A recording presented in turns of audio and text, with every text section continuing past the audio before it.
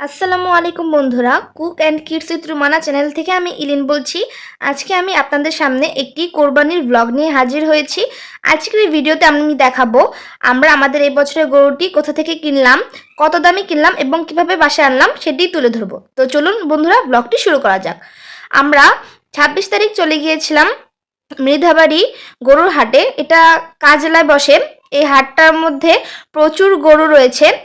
আর এবার হাটে কিন্তু আমি যাইনি, এই ভিডিওটা ঈশান শ্যুট করে নিয়ে এসেছে, আমি ভয়েস ওভার দিচ্ছি। আব্বু এবছর আমাদের সাথে যেতে পারেনি গরু কিনতে, কারণ আব্বু শারীরিকভাবে অনেক অসুস্থ ছিল। তাই আম্মু, ঈশান, আমাদের নানা, মামা, আমাদের মামারা গিয়েছিল গরু কিনতে। ওরা আলী মোহাম্মদ খান রোড থেকে অটো নিয়ে গিয়েছিল মৃধাবাড়ি গরুর হাটে। আমাদের নানুর বাসার এখানেও অনেক পানি উঠেছিল এবং হাটের মধ্যে তো দেখতেই পাচ্ছেন কি অবস্থা। হাটের মধ্যে তো অনেক গোবর থাকে, পানি আর গোবর মিশে একাকার হয়ে গিয়েছে রাস্তাগুলো। তার মধ্যে আবার এত পরিমাণে বৃষ্টি হচ্ছে কয়েকদিন ধরে, রাস্তাঘাটের অবস্থা খুবই খারাপ হয়ে গিয়েছে। আর আরেকটা জিনিস লক্ষ্য করা গেল, বৃষ্টির কারণে গরুর দাম কিছুটা কমেছে। ওরা গিয়েই প্রথমেই গরুর আশেপাশে অবস্থাগুলো দেখছিল, একটু মিডিয়াম সাইজের গরুগুলোরই দাম দেখছিল। এক একটার দাম 1,20,000 টাকা করে চাচ্ছিল, 1,80,000 এরকম করে দাম চাচ্ছিল।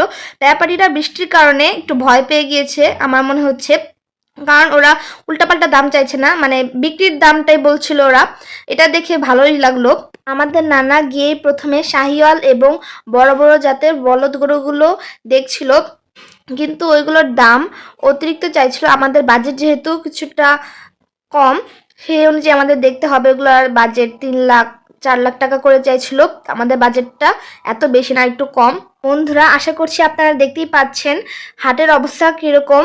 হাট পুরো পানিতে তলিয়ে গিয়েছিল। গরুগুলোকে ব্যাপারীরা যতটা সম্ভব পানি থেকে দূরে রাখার চেষ্টা করছিল। গরুদের পানিতে রাখলে গরুদেরই অসুবিধা হবে। আর যারা ক্রেতা ছিল, ক্রেতারা সব উপর দিয়েই গরুগুলোকে দেখছিল, নিচে সব পানি দিয়ে একদম ভরা ছিল। আর অনেকেই গরু কিনে নিয়ে যাচ্ছিল, দেখছিলাম।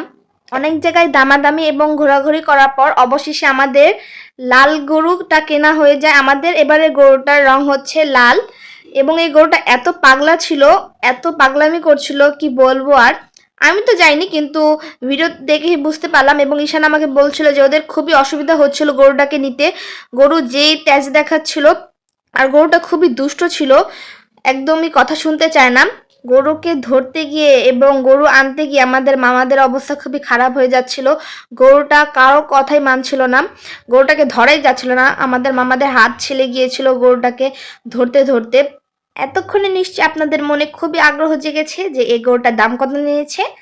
তো বন্ধুরা, আপনাদেরকে আর দেরি না করিয়ে গরুটার দাম বলে দিচ্ছি। হাসিল সহ গরুটার দাম নিয়েছিল মোট 1,10,250 টাকা, এবং গরুকে বাসায় নিয়ে আসার খরচ সহ দাম পড়েছে 1,11,000 টাকা। তো বন্ধুরা, আপনারা নিশ্চয়ই বুঝতে পেরেছেন গরুটা কেমন দাম নিয়েছে। আমাদের সবার কাছে গরুটা খুবই পছন্দ হয়েছে। গরুটা মাশাআল্লাহ খুবই সুন্দর ছিল, এবং এটা ষাঁড় গরু ছিল। এটা সিন্ধি জাতের গরু ছিল। এটা পাঞ্জাব এবং পাকিস্তানে এই জাতগুলো পাওয়া যায় গরুর।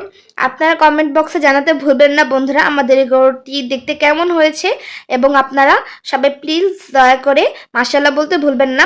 তারপর এই গরুটাকে আমাদের বাসায় নেওয়া হয়েছিল। এই যে বন্ধুরা, আমাদের গরু কালকে আনার পরে ভালোভাবে ভিডিও নেওয়া যায়নি, কারণ কালকে অনেক পাগলামি করছিল, আজকে একটু শান্ত হয়েছে।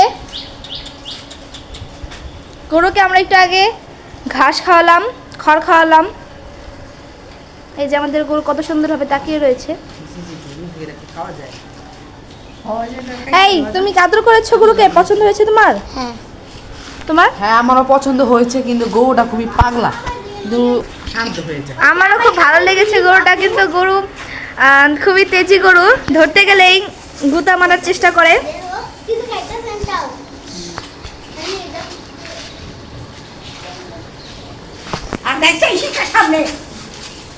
আচ্ছা ঠিক আছে বন্ধুরা, আজকের ব্লগটি এ পর্যন্তই। সবাই ভালো থাকবেন, সুস্থ থাকবেন। আল্লাহ হাফেজ। কি করছেন বন্ধুরা? আমাদের চ্যানেলের আরও 2টি ব্লগ গিয়ে এক্ষুনি দেখে আসুন, আশা করি খুবই মজা পাবেন।